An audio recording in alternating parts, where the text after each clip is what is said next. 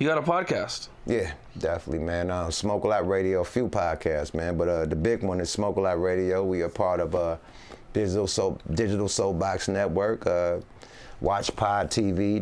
You know what I mean? So we got some big shit going down. But yeah, we've been doing this shit for a minute, man. Smoke a Lot Radio started in 2010. We was on Blog Talk when motherfuckers had to call up and dial up. In 2014, we did a deal with Be Real TV, so we was over there for 2 years, you know what I mean? And after that, you know what I mean, we got with Digital Soapbox, you know what I mean? I've been doing our thing with them ever since, so yeah, that's been our move, man. And the podcast shit, man, we basically been doing the radio shit, you know what I mean? Fuck the podcast shit, let's take it back to the DVDs. You know, we was doing United Ghettos and shit like in 2001, 2002. So I had the camera, and I'm walking around with the camera everywhere, all the events, all the traveling and shit, and I'm behind the camera, and I'm interviewing people behind the camera. And that's how you got United Ghettos Volume 1, Volume 2, Eye Candy, all the shit. You know, Mac Dre, my homie, started doing DVDs right after that, Trill TV and all the shit he was doing. So we made our own little wave in the Bay Area with independent DVD, you know what I mean, period, along with the top dogs, you know what I mean, the Doggy Diamonds that was doing all the DVDs back in the day, Smack, when he had the raps on DVDs before the YouTube shit, and, you know, whatever they got going on right now, but it all came from the DVD era. So I was doing DVDs first, you know what I mean, period, interviewing artists, you know what I mean, so I've been had a passion for the shit, you know what I mean, not just because it's, you know, the wave, everybody got a podcast. I've been interviewing artists. You could go get all my DVDs right now, United Ghettos 1 through 3.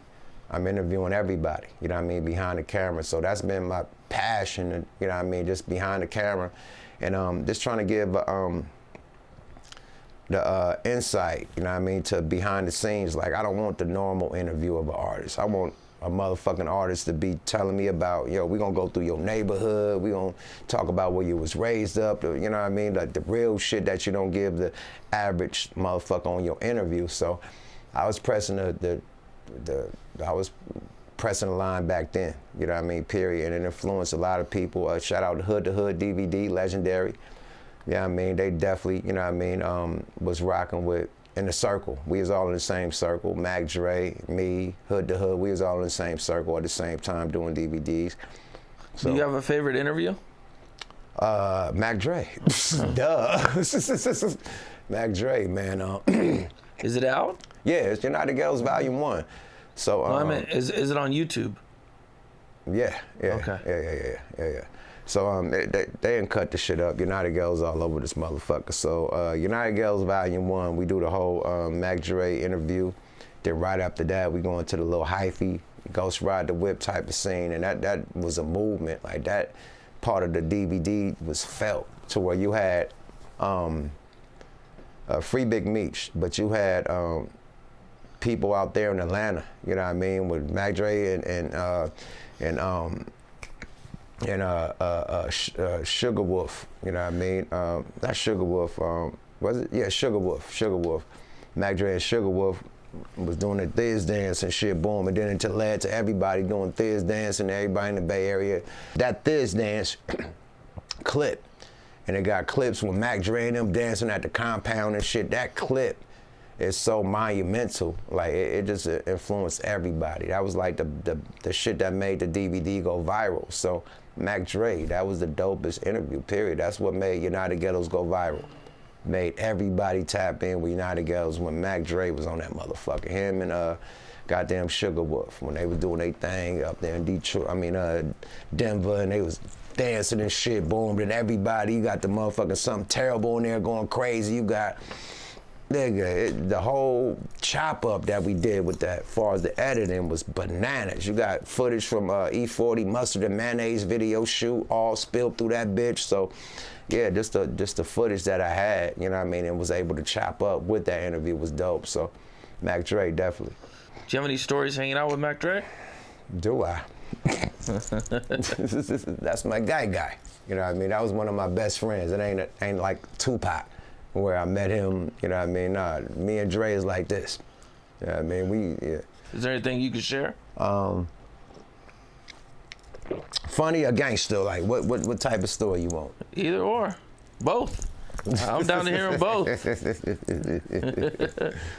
All right, man. Let me think of a wild one, man. Think of a wild one. Oh, United Ghettos, man. Shit. A wild, funny one was when Bart from 3 Times Crazy and Dre was having a roast session. I caught all this shit on camera. They roasting the shit out of each other, man. Like killing each other, like before murdering each other. Like they said, I got all this shit on camera. Now, Bart from 3 Times Crazy is a funny motherfucker, man.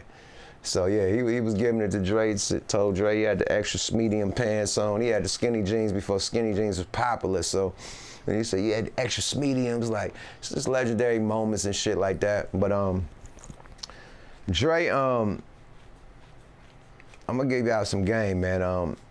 Dre, right after Flavor Flav did his thing, Dre was lined up to get the next reality show out here. So he was coming out here to LA a lot.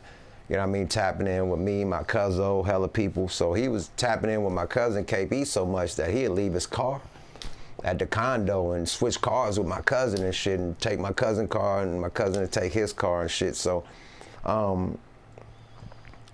it was real family with Dre, man. Like real family. Like Dre was a dude that was not only funny and cool as shit and, you know, the dances and shit, but he made sure all his niggas was right.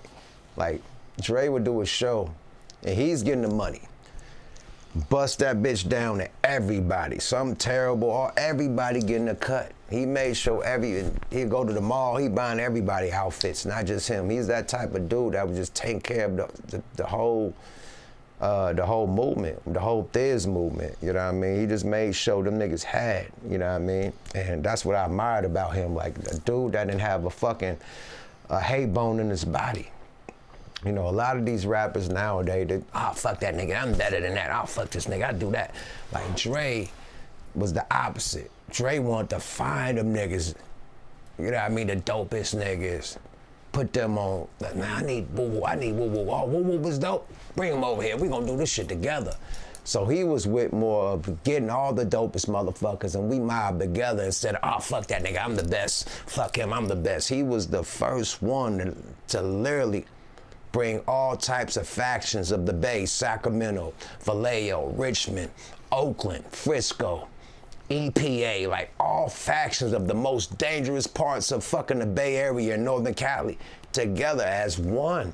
When niggas was funking and shootouts with each other and shit and couldn't be in the same building, he brought us all to fucking together to get money and no hate. He saluted everybody. He like, nigga, Yukmouth, the cold motherfucker, nigga. 3 Times Crazy, cold motherfuckers. The mob figures, Jacka, husband, some cold motherfuckers, man. He never was like, I'm better than them, I could fuck them. Like, nah, he like, them niggas dope, I wanna fuck with them. Period. And that's what's missing in rap right now, period. Like, motherfuckers that really appreciate dope artists and just wanna rock with them. Instead of being hate, so much competition, so much funk, so much, fuck that nigga, that nigga a bitch, that nigga like. Dre wasn't that. He was the nucleus, the glue, you know what I mean, that made a lot of shit happen, man. So, whew, Okay. Dre definitely gonna be missed, man, period. Yeah, for sure. For sure. The second nigga that did it like Dre was the Jacka. And the Jacka, we was all together doing that movement. So Jacka seen the blueprint of Mac Dre. And when Dre, you know what I mean, went to, you know what I mean, to heaven, you know, of course, Jacka just kept the torch lit. You know what I mean, period. So, yeah, Dre and Jacka, you know what I mean, definitely.